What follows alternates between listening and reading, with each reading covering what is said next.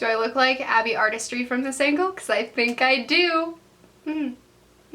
Hey guys, what's up? Today I'm doing something I am so excited about. So a lot of you don't know that I recently acquired my third tattoo, which is actually a spine tattoo. I wanted to talk about the trials and tribulations behind getting a spine tattoo because I swear to God, I looked everywhere all over YouTube for a video about like what to wear or what to do during a spine tattoo, and it's literally just like spine tattoo vlogs, and then they're like, oh, it's done, here's a picture. And I didn't find that very helpful, so I wanted to put something out there for you guys that's going to be helpful to tell you what to wear, how to act in a tattoo shop, and how to be, and the pain of a spine tattoo, because there's not very many videos out there on the internet about that. First of all, I'm going to start off by showing you the placement. So this is going to be the placement of my tattoo. It was kept mostly in my shoulder area, and then it went straight down the spine of my back. It went pretty close to the small of my back, but it made it most all the way down my spine, even though it was such a small quote. So I wasn't sure the pain rating of any of this because a lot of the spine tattoo videos didn't talk about any of the pain. They were just like, oh, it didn't hurt at all. And it was just like this little itty bitty thing, or it was like, oh, it hurt a lot. Like, it was terrible, I couldn't even make it through it, like stuff like that. There was no like in between, like, oh, this part hurt, this part hurt. So I'm here to say, definitely if you're going to get it placed in the same area, be aware the further it gets up the spine, the more it is painful. And I know that I got mostly line work up on my shoulder areas, and line work is more painful than shading, but right between the shoulder blades where the core is, that hurts so bad. The C hurts so bad, the lion hurts so bad.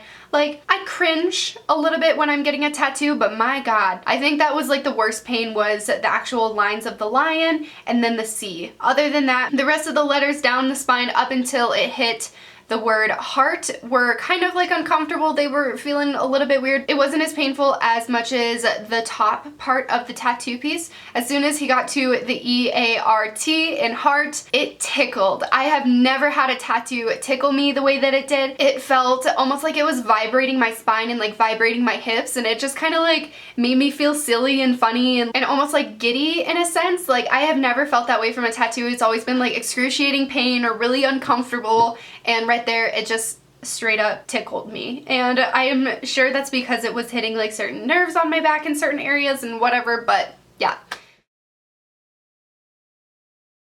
So now we're gonna move on to tattoo etiquette. So you guys, this is very important, especially when you're getting a tattoo where you're going to have a lot of your body parts open to the world. First of all, what I would say, so go in with a clear head. Be sure that you have eaten before, because like, I don't know about you guys, but my blood sugar gets really low really easily, and if I don't eat at certain times, then I get shaky, I get nervous, and I get mad anxiety. So I was sure to eat a big fat breakfast. I had 3 eggs and 2 pieces of toast, I think. And I drank a lot of water beforehand because I felt like hydration was important, because I wouldn't be taking very many water breaks or anything while I was on the table. It was only going to be like a 2-hour tattoo. With tattoo etiquette, don't go in and want to change your tattoo within the last 5 minutes or after it is on your back. That's when you're going to be getting the tattoo. You can't make any changes at that point. If they end up putting the stencil down crooked and they understand that it's crooked, they get census from other tattoo artists in the shop that is crooked, then you have the right to say, hey, let's fix it, let's make sure that it's completely straight. But if it's their professional opinion that the tattoo is completely and utterly as straight as they can make it, and they believe that it's as straight as it can be, then let them do it, because if not, you're going to be trying and trying, and it's going to waste the tattoo artist's time, it's going to waste your time. It might not always lay that same way that the tattoo artist had wanted it the first time.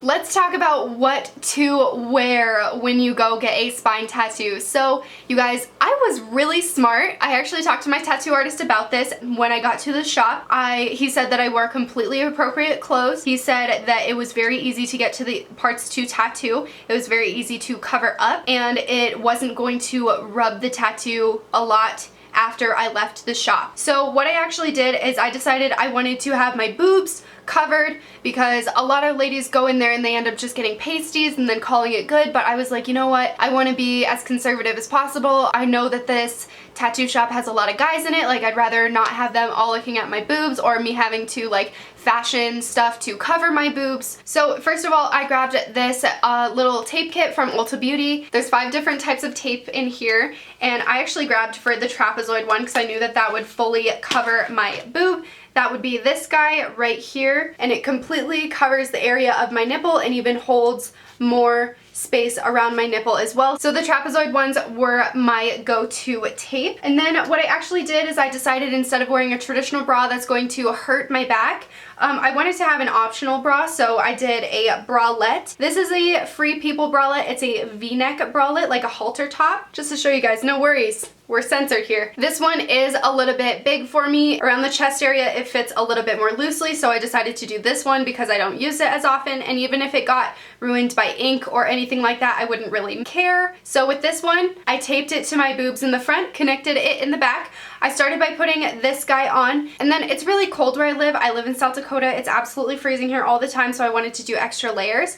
I actually did this deep cut pink onesie, and this onesie was really helpful because it kept my extra layer on, and then by the time that I was done with the tattoo, I was able to take this up, cover my boobs, and then peel my bra off, all without disrupting the tattoo on the back. So this was really nice because it connects at your bottom area here, and then when you wear it, you can actually roll it down over top of your pants. I wore leggings. I would definitely recommend wearing sweatpants because it's a little bit more comfy, and you have a little bit more room for the extra layers that you have there. So when I first went into the appointment, I had my boobs all taped inside of my little bralette here. I first started by peeling down this part, and I took it all the way down my waist and down my butt. That way it kept my pants enclosed inside of it too, so that there's no like extra fabric like moving around and stuff. And all the tattoo artist had to worry about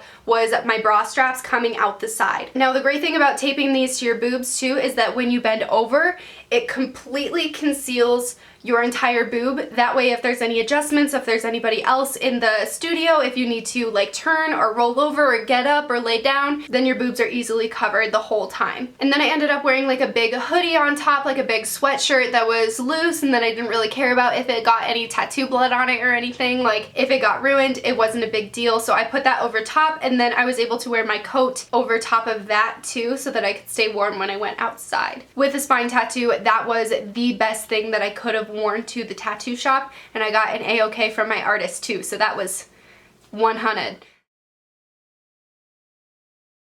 Especially if you're doing a spine tattoo, if your hair is as long as mine or longer and it's going to potentially touch the tattoo, wear your hair up to the appointment. I made the mistake of not wearing my hair up. I did bring a ponytail along just in case, but I ended up having to put it up after he put the stencil on. So I would definitely recommend going in with your hair up. That way it's completely out of the way for the artist. So all in all, my experience went really, really well.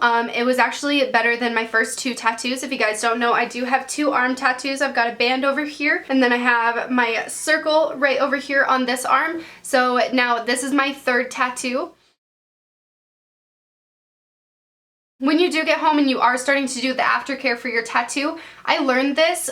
Don't wash your tattoo for the first day. You can lightly dab it with water and a washcloth on the 2nd day, but I did not know that you're not supposed to wash your tattoo and lotion your tattoo on the 1st day, and I think that's why my other ones healed so terribly. This one healed really, really well. I went to sleep that first night. You have to sleep on your stomach. That way you're not ruining the composition of the tattoo and you're not making your skin too sweaty. After the first day and a half, I started putting lotion on it. But yeah, I started flaking within the first 5 days, and I didn't notice very much. I did notice that my tattoo started to get really itchy, and so with it being on your spine, you can't exactly reach everything. I really focused on stretching a lot, so that way I could reach every single part of my tattoo and be able to wash it and be able to put my aftercare on it. So that's super duper important when you're getting a spine tattoo as well. Just be sure that you can reach the area, and if you can't reach the area, be sure that you have someone gentle enough that's going to help you take care of your tattoo. If you guys haven't seen my last tattoo videos, then you guys can click the little little links up here. I did a judging my followers tattoos video, and I also did my tattoos and piercings video, so those guys will be linked above and they'll be linked down below. If you guys like my face and like to see my videos every single week, then feel free to give me a subscribe because I do post a new video every single week. I am a makeup artist, a skin therapist, an entrepreneur, and a woman of YouTube, so if you guys want to join my journey, then that would be super duper awesome. Alright you guys, I have to get going because I have to go to work. I absolutely love each and every one of you. Thank you so much for watching my video today. I will see you in my next one. Bye!